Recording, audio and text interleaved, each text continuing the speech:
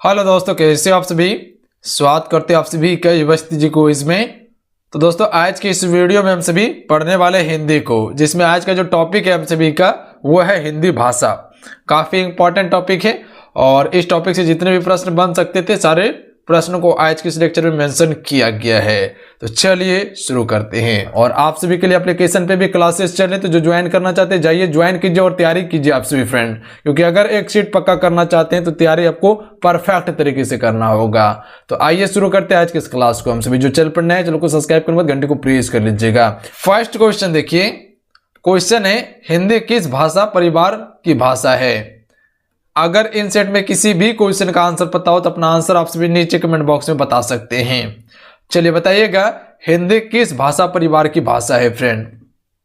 तो right answer option में ए हो जाएंगे भारोपीय भाषा परिवार की भाषा है हिंदी। ए राइट आंसर है, ध्यान रखिएगा आप सभी। अगला क्वेश्चन है भारत में सबसे अधिक बोले जाने वाली भाषा कौन सी है। तो भारत में सबसे अधिक बोली जाने वाली भाषा जो है फ्रेंड वो हिंदी बोली जाती है, ध्यान रखिएगा। और ज्यादातर हिंदी उत्तर भारत में बोली जाती है। क्लियर है। अगला क्वेश्चन देख लीजिए। अगला क्वेश्चन है कि हिंदी भाषा का जन्म हुआ। चलिए बताएंगे इस क्वेश्चन का राइट आंसर क्या हो जाएगा। हिंदी भाषा का जन्म जो हुआ था वो किससे हुआ है। अपभ्रंश से हुआ है, ध्यान रखिएगा आप सभी। ए राइट आंसर रहेंगे। इंपॉर्टेंट क्वेश्चन रहेंगे फ्रेंड, याद रखिएगा आप सभी। अपभ्रंश से हिंदी भाषा का जन्म हुआ है। अगला क्वेश्चन देख लेते हैं। अगला क्वेश्चन है कि निम्न में से कौन सी बोली अथवा भाषा हिंदी के अंतर्गत नहीं आती है फ्रेंड। निम्न में से कौन सी बोली अथवा भाषा हिंदी के अंतर्गत नहीं आती है। चार ऑप्शन दिया हुआ है।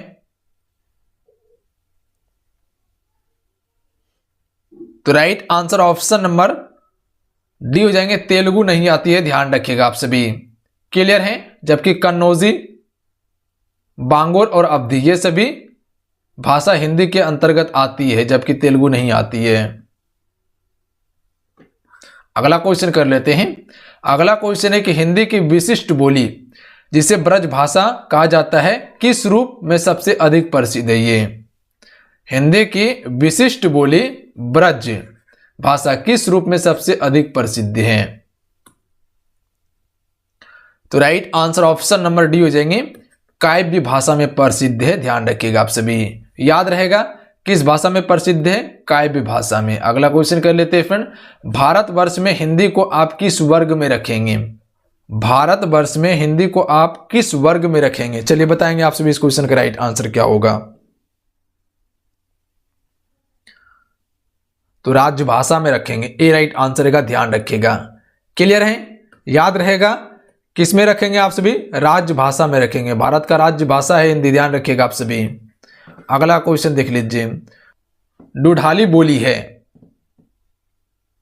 तो पूर्वी राजस्थान की ये बोली है, ध्यान रखिएगा आप सभी। बी राइट आंसर रहेंगे। कहां की है, पूर्वी राजस्थान की है। अगला देखिए, ब्रज बोली नाम से जानी जाती है। बोली कर लीजिएगा, ब्रज बोली नाम से जानी जाती है तो पुरानी बांग्ला, ध्यान रखिएगा। ब्रज बोली नाम से जानी जाती है पुरानी बांग्ला को। ऑप्शन में डी राइट आंसर रहेंगे। आइए अगला क्वेश्चन देख लीजिए। निम्न में से कौन सी भाषा देवनागरी लिपि में लिखी जाती है फ्रेंड। आप एग्जाम पेपर दिए होंगे तो उस समय देखिएगा लिपि आप सभी से लिखाया जाता है। तो अंग्रेजी में क्या होता है, रोमन होता है। हिंदी में देवनागरी लिखाया जाता है, तो ध्यान रखिएगा मराठी भी देवनागरी लिपि में ही लिखा जाता है। तो इसका ऑप्शन में सी राइट आंसर रहेंगे। और हिंदी भी देवनागरी में ही लिखा जाता है। अगला है कि एक मनई ते दुई बेटवे रहीन, ओ माँ लहरा अपने बाप से कहिस, दादा धन माँ जबन हमर बखरा लागत होए तबन हमका दे दा। यह अवतरण हिंदी के किस बोली में है। एक मनई के दुई बेटवे रहीन, ओ माँ लहरा अपने बाप से कहिस, दादा धन माँ जोइन हमर बखरा लागत होए तबन हमका दे दा। यह अवतरण हिंदी के किस बोली की है। तो right answer option number C हो जाएंगे, अवधी बोली की है फ्रेंड, ध्यान रखिएगा आप सभी। किस बोली की है, अवधी बोली की है। यहां पे क्या हो रहा है, बखरा हो रहा है। तो इसका कहना है कि जो भी बखरा हो रहा है उसमें से जो हिस्सा मेरा आ रहा है वो हिस्सा हमें दे दीजिए। निम्न में से कौन सी भाषा संस्कृत भाषा की अपभ्रंश है? तो संस्कृत भाषा की अपभ्रंश जो है वो पाली है। ऑप्शन में डी राइट आंसर रहेंगे। याद रहेगा, ध्यान रखिएगा आप सभी, पाली भाषा। अगला देख लीजिए, अधिकतर भारतीय भाषाओं का विकास किस लिपि में हुआ है? तो देखिए, अधिकतर भारतीय भाषाओं का जो विकास हुआ था फ्रेंड वो ब्राह्मी लिपि में हुआ था। ब्राह्मणी लिपि कह सकते हैं। ऑप्शन में डी राइट आंसर रहेंगे इसका। क्लियर है, याद रहेगा। अगला क्वेश्चन देखिए, हिंदी भाषा किस लिपि में लिखी जाती है? हिंदी भाषा किस लिपि में लिखी जाती है? तो देवनागरी लिपि में लिखी जाती है, अभी आपको बताए थे हम। अगला है, वर्तमान हिंदी का प्रचलित रूप है। क्या लगता है आपको, क्या आ जाएगा इसका आंसर? वर्तमान हिंदी का प्रचलित रूप है तो खड़ी बोली होगा। ध्यान रखिएगा आप सभी, क्या हो जाएगा? खड़ी बोली। अगला क्वेश्चन कर लेते हैं। अगला क्वेश्चन है कि हिंदी भाषा की बोलियों के वर्गीकरण के आधार पर छत्तीसगढ़ की बोली है। हिंदी भाषा की बोलियों के वर्गीकरण के आधार पर छत्तीसगढ़ की जो बोली है वो क्या है? तो यहां पर पूर्वी हिंदी बोली है, ए राइट आंसर रहेंगे। ध्यान रखिएगा आप सभी, पूर्वी हिंदी बोली है। अगला है, निम्न में से कौन सी पश्चिमी हिंदी बोली नहीं है फ्रेंड? तो देखिए, पश्चिमी हिंदी बोली जो नहीं है, बघेली नहीं है, जबकि बुंदेली, ब्रजभाषा, कन्नौजी ये सभी पश्चिमी हिंदी बोली है। अगला क्वेश्चन देख लीजिए, भारतीय संविधान में किन अनुच्छेदों में राजभाषा संबंधित प्रावधानों का उल्लेख है? चलिए बताएंगे आप सभी, किस अनुच्छेद में राजभाषा संबंधित प्रावधानों का उल्लेख है? इसको तो आपको याद रखना ही रखना है, किसी भी हालत में नहीं रखिएगा तो फिर जाइएगा तेल लेने के लिए, क्योंकि अनुच्छेद से संबंधित है और क्वेश्चन पूछता है अनुच्छेद से संबंधित। ध्यान रखिएगा आप सभी। तो इसका राइट आंसर हो जाएंगे ऑप्शन नंबर ए, 343 से 351 तक है। ध्यान रखिएगा, राजभाषा संबंधित प्रावधानों का उल्लेख अनुच्छेद 343 से 51 तक। अगला है, दक्षिण भारतीय हिंदी प्रचार सभा का मुख्यालय कहाँ स्थित है? दक्षिण भारत हिंदी प्रचार सभा का मुख्यालय कहाँ पे स्थित है? तो चेन्नई में स्थित है। ऑप्शन में डी राइट आंसर रहेंगे। अगला क्वेश्चन कर लेते हैं, हिंदी भाषा के विकास का सही अनुक्रम कौन सा है फ्रेंड? तो देखिए, हिंदी भाषा के विकास का सही अनुक्रम जो हो जाएगा वो आपका पाली, प्राकृतिक, अपभ्रंश और हिंदी होगा। तो इसका ऑप्शन में ए राइट आंसर रहेंगे। पाली, प्राकृतिक, अपभ्रंश और हिंदी हो जाएगा। तो हिंदी भाषा के विकास का सही क्रम क्या था? पहले पाली था, उसके बाद प्राकृतिक हुआ, उसके बाद अपभ्रंश हुआ, तब हिंदी हुआ है। अगला क्वेश्चन है कि संविधान के अनुच्छेद 351 किस विषय का वर्णन है? अनुच्छेद 351 में किस विषय का वर्णन है संविधान में? तो इसका राइट आंसर ऑप्शन में डी जाएंगे, हिंदी के विकास के लिए निर्देश दिया गया है।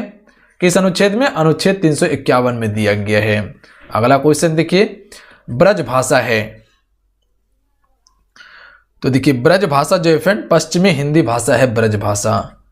ऑप्शन में बी राइट आंसर रहेंगे। अगला क्वेश्चन है, मगही किस भाषा की बोली है?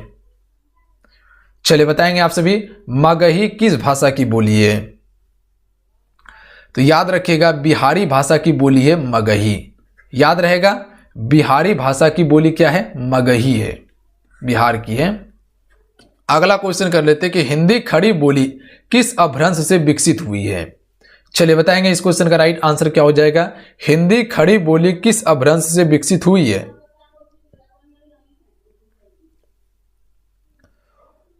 सौरसेनी से हुई है। सी राइट आंसर रहेंगे। जो भी ऑप्शन में सी को टिक करे बिल्कुल राइट आंसर है, सौरसेनी से हुई है। अगला है, भाषा के आधार पर भारतीय राज्यों की पुनः संरचना की गई थी। तो भाषा के आधार पर भारतीय राज्यों की पुनः संरचना जो की गई थी वो 1956 ईस्वी में की गई थी। ऑप्शन में डी राइट आंसर रहेंगे। अगला क्वेश्चन कर लेते हैं फ्रेंड। अगला है कि भाषा आधार पर सर्वप्रथम किस राज्य का गठन हुआ था? भाषाई के आधार पर कई बार ये क्वेश्चन पूछा गया है, ध्यान रखिएगा आप सभी, भाषाई के आधार पर। तो देखिए भाषा के आधार पर एक ही राज्य का गठन किया गया था सबसे पहले, तो वह आंध्र प्रदेश होगा। उसके बाद धीरे धीरे अलग अलग राज्य बना था, तो सबसे पहले आंध्र प्रदेश का गठन किया गया। बघेली बोली का संबंध किस उपभाषा है? किस उपभाषा से है? तो ये हो जाएगा पूर्वी हिंदी की उपभाषा से संबंधित है बघेली बोली। क्लियर है, याद रहेगा।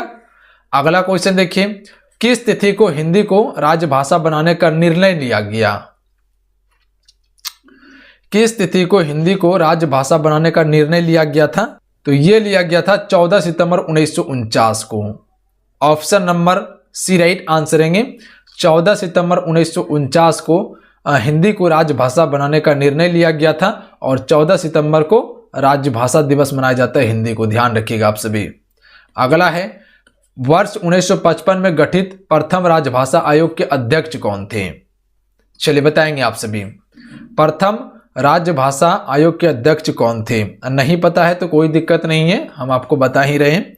तो याद रखिएगा आप सभी, BG खेर थे, ध्यान रखिएगा। अगला क्वेश्चन है कि भारतीय संविधान के 8वीं अनुसूची में शामिल भाषाओं की संख्या है। तो देखिए भारतीय संविधान के 8वीं अनुसूची में शामिल भाषाओं की संख्या जो है फ्रेंड वो 22 भाषा है, ध्यान रखिएगा आप सभी।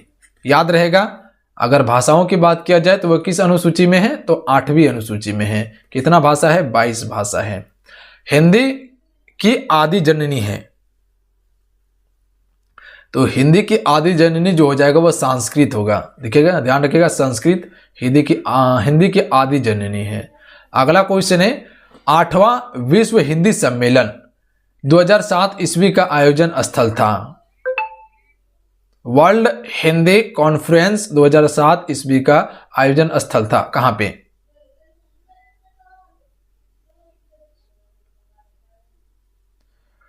तो यह न्यूयॉर्क में हुआ था। ऑप्शन में डी राइट आंसर रहेंगे, ध्यान रखिएगा। कहां पे हुआ था? न्यूयॉर्क में। अगला है कि निम्नलिखित में से कौन भारोपीय परिवार की भाषा नहीं है फ्रेंड? तो देखिए भारोपीय परिवार की जो भाषा नहीं है वो मलयालम नहीं है। क्लियर है? कौन सा नहीं है? मलयालम नहीं है। जबकि आपका मराठी, गुजराती और हिंदी ये सभी क्या है? भारोपीय परिवार की भाषा है। अगला क्वेश्चन है, हिंदी दिवस किस दिन मनाया जाता है फ्रेंड? हिंदी दिवस किस दिन मनाया जाता है?